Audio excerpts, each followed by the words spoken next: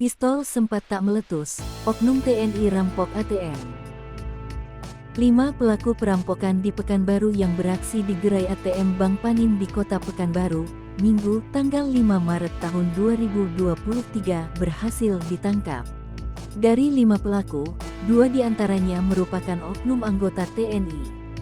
Selain 5 pelaku perampokan di Pekanbaru, polisi juga berhasil menyita senjata api yang diduga digunakan pelaku saat melancarkan aksinya.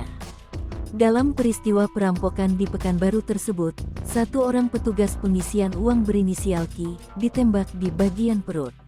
Dilansir Tribun Pekanbaru.com, Komandan Korem Danrem 031 Wira Bima Brigjen TNI Perlindungan Huta Galung tak menampik hal tersebut. Sementara itu, berdasarkan informasi yang dirangkum, anggota TNI yang diduga terlibat dalam aksi perampokan ini berjumlah 2 orang. Peristiwa perampokan bermula saat ada 3 orang tak dikenal datang ke lokasi. 2 orang menunggu di luar, sementara 1 orang masuk ke dalam gerai ATM. Pelaku yang masuk ke dalam ini berpura-pura hendak mengambil uang.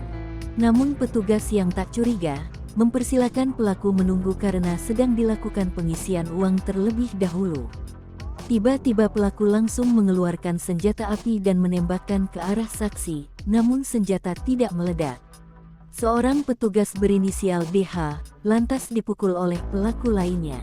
DH kemudian berupaya melarikan diri ke arah toko Indomaret meninggalkan rekannya yang lain. Ketika itu, ia mendengar ada 1 kali suara tembakan.